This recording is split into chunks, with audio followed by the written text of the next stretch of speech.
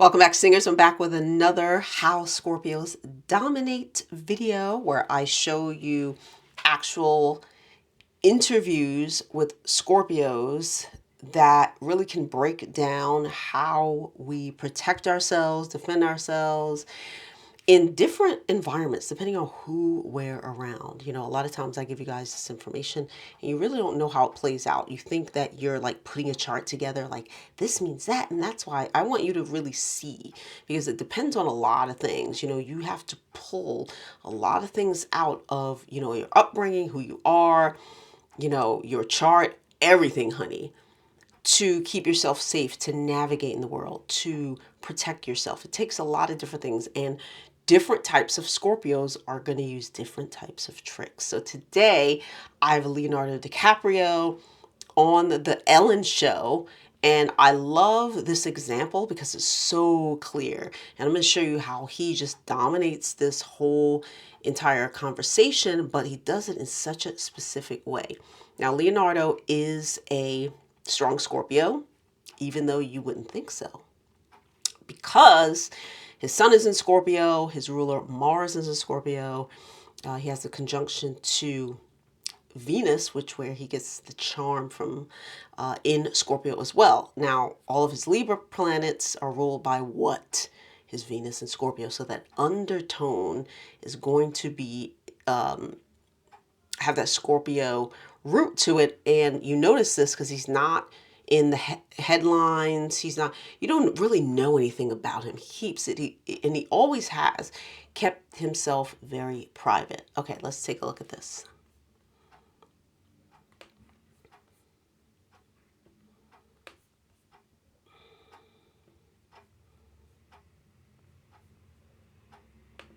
I just wanted to talk about the beard for a minute because it's quite something. And how long did it take you to grow it, first of all? It was 6 months, and then I think I had it for an additional year after that. Mm-hmm. And how did people treat you? No, that's not what it was during the movie, right? That's cleaned up. No, that was it. Oh, really? Well, then it didn't look like that in the movie. It maybe it's because there was so much ice on it too, because it was always frozen. That was actually wax. I had a fantastic makeup artist in this movie who did all the stuff from the bear mauling, and there was wax that she dribbled all over my face every day. It was about a 4 to 5 hour makeup job every day with all the scars and. So again, it was just a joy. Yeah. The whole experience. But now, say you're growing it back again or something, or you're just going to keep it at that level? A light stubble. A light stubble. Yeah. Do you like where? I don't think I'll ever have a beard like that ever again, unless it's for a role. But yeah, it's hard to maintain. It's just stuff gets in there. You know, you're eating, and then food falls in. Now let's talk about this for a minute, because Ellen, who is a very strong Aquarius, she is a talker, and she has Aquarius, fixed masculine, air. You'll notice that they're people, but she has a very undertone of like know-it-all, of very like, she can be kind of a little bit harsh, okay? She's, you know, I haven't sat down and spoke to her. I only saw her once in my life, and she's quite small, despite what you read. But she has a kind of very like, I don't know. I haven't worked for her, but people who work for her, you just watch the videos of what they say. But I can see that. So here comes Leo, who has what, Libra moon, Libra ascendant. But remember, the ruler is Venus in Scorpio, which conjuncts his sun in Scorpio. So many of you guys, and this is something, maybe I'll start talking about this. A lot of you guys don't understand the aspects and how it affects you. A conjunction is the strongest of all aspects. And that is the blending of the two energies. Like, there's no separate. There's no like, oh, his sun is different than the Venus. It's like, no, once they conjunct the energy, and this is why he has that charm, right? This is how he presents himself. Look how he is. He has that, and you'll see with the ascendant in Libra. Libra is the light charm, the airy, the ruled by the planet of love, but in his case, his Venus is in Scorpio, conjunct his sun in Scorpio. So the basis, you'll see that he's not like the silly, really, cracking these big jokes. Look how his jokes are. The way he is sarcastic, but he keeps it very, he brings it down. He brings it down. Go watch a strong Libra and see how they play. Leo's play is very different. He still keeps his composure. He still makes it a little bit more sarcastic, right? And now, depending on who he's comfortable with, I've seen interviews with him and Martin Scorsese, who is another fellow stinger, and they play really well together. Like, they can really play. Like, I've seen his personality come out when he's with somebody and he knows he can go there with them. He's been on Ellen quite a few times and he keeps it very safe, but you see how he just controls. He just said, let me just talk about this beard thing, because she keeps staying at the beard for some reason. Like, she doesn't move on from that. So he's like, let me just talk about this in the way that I want to, so that I can shift this where we need to shift it. Okay, let's talk all about the beard. I grew it out, the makeup artist, blah, blah, blah, blah.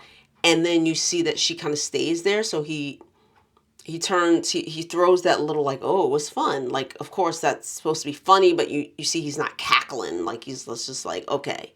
So let's see where else Ellen is going to go with this. Right. And you have to shampoo it, right? You have to shampoo it, yeah. And do you put conditioner in it? I did. But you want it to be soft. You do want it to be soft, otherwise it gets like a Brillo pad. And can you? Yes. And who wants to feel that? And so when you have food in it, can you tell? Oh, it's very visible, yeah. I mean, no, but if you don't have a mirror, sometimes do you feel like you've walked around and there's been food in your beard? Well, if you have good enough friends, they notify you if you have mustard on your beard or something like that. They let you know. All right, just checking. So you've always been like a daredevil, but you've done, I think I've talked to you about, you swim with sharks, or you have. Yeah. And you jump out of an airplane. Yeah. On a regular basis, or I only did that once. Will you do it again? When both parachutes. I want to show you guys something, and this is really important for those of you who are really interested in personality. And I think I am, obviously, I do have a late degree Mercury in Libra, but it's conjunct all my Scorpioism. So once that happens, now we start getting into the deep psychological. So this is why I'm so hyper focused on personality, the psychology of why people behave the way they do. And I love to break these things down. So you'll notice that the ruler of his ascendant is in Scorpio. Okay. So notice that he has a Libra on the ascendant and he's not like, you know how the Libra personality is very aware of how they look, and they always want to be beautiful because, Venus rules beauty, like physical beauty, like very Kim Kardashian. I have to throw that out there. So, because she's a perfect example of like that Libra, like, look at me type of thing.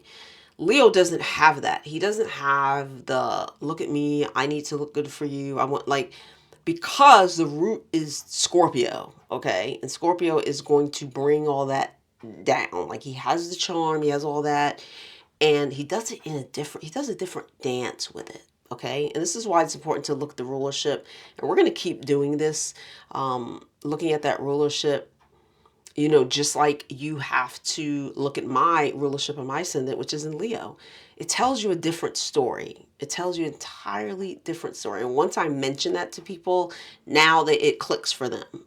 Because before they're like, I'm like, oh, but you're missing like 75% of the story. So you actually don't know what you're talking about. You're really not witnessing what you think you're witnessing, okay? So I just want to let you guys know that when you're looking at all his Libra planets, which, listen, it doesn't go away, that's a Libra, but notice that the root is Scorpio. Look how he plays. Look how he interacts with Ellen. Look how his composure, he's not playing in his hair like, oh, do I look nice? And he's not doing none of that. He's not overly silly either, okay? He's not overly silly. He gets right to the point.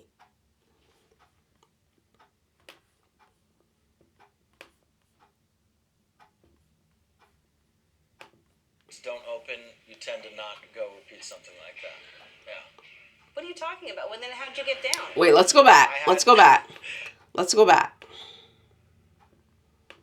Out of an airplane? Yeah. On a regular basis, or I only did that once. Will you do it again? When both parachutes don't open, you tend to not go repeat something like that. Yeah. What are you talking about? Well, then how'd you get down? I jumped out of the airplane, and then my first chute didn't open. They cut, it's tandem, so somebody's on your back. They cut that line. We started free falling towards Earth, and that's when you get the 8x10 glossies of your whole life flashing before your eyes. And then the second one was tangled as well, and I saw my friends sort of popping off with their parachutes, and I'm still plummeting towards planet Earth. And then that was tangled for about a good, 20, 30 seconds, and then he untangled it, and then he told me, oh, you're probably going to break your legs now because we're going too fast. So it was one of the worst experiences of my life, and I'll never do it again. And did you break your legs? I did not break my legs. Wow, so he's whispering in your ear, or yelling screaming. Screaming in your break your legs. You're going to break your legs. What? I can't hear you! Wow, that's just horrible. So what's the scariest thing you've ever done? I was on a plane to Russia, and the engine exploded. I was looking out the window, and the entire engine just turned into a fireball. It was right after Sully had that incident happen to him where the geese flew into both engines. Right, and he landed on the river? This happened in one of the engines, and I was the only person there that seemed to see this, but it was a flaming fireball, and it was all Russian passengers, and I kind of felt like I'd already died and gone to heaven because no one said anything. And I was screaming at the top of my lungs, saying, what the hell is going on here? And people just kind of looked back to me, and the stewardess came out and said, we seem to have a slight problem here. And the Russian guy finally said, what is the problem? And I said, well, we lost one of our engines. And he goes, how many engines did we have? Said, well, we had 2. Now we have 1. And he proceeded to say, that is not good. That is not good. And we basically dumped fuel for 45 minutes and did an emergency landing, and all our tires exploded, and there was 100 different ambulances there, and it was on CNN, and that was another bummer. Wow. Oh, my God. That's incredible. I feel like I should write a book now. Yeah, well, no, I'm going to write it. All right, guys. So you saw that bit. Now, Leo knows who he's dealing with. He's dealing with an Aquarius. I think she has a lot of Sag energy as well. So you notice how... Oh, shit. Like, trying to get bigger here.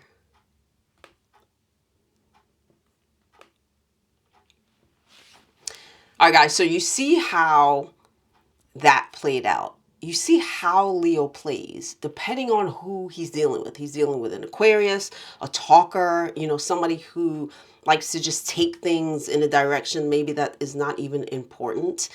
And throughout that, he's like, you know what? Let me see what I'm going to do. He's a great storyteller, but notice that he maintains this really kind of controlled environment.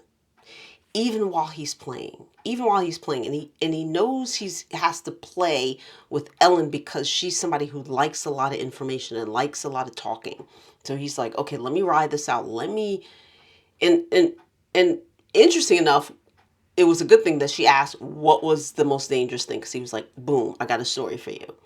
and I'm going to take this all the way to the brink so that you can just like enjoy. You know what I mean? Like, he knows how to escape any personal things. He knows how to keep composure and just kind of give you what you need, which is very Libra.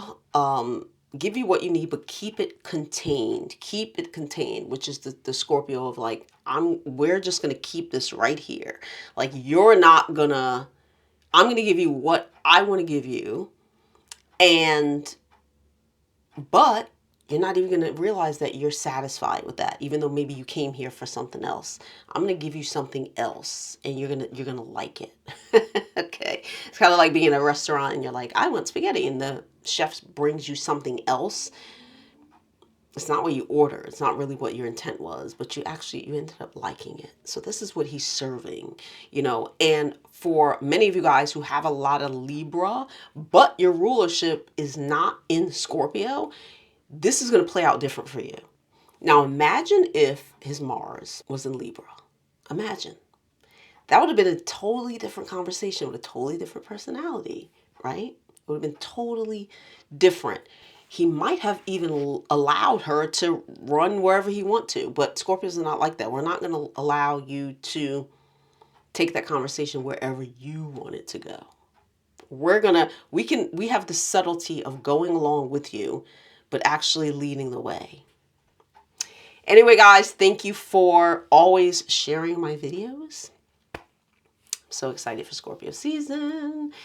ScorpioSunScorpioMoon.com has everything you need. Chart readings, tarot readings. I have past karmic life readings. I got my books. I got courses for you guys. And you can even shop my store. You can even take a quiz on what type of Scorpio you are, an astrology quiz to test your knowledge. And that's it. I'll see you guys soon. Mwah.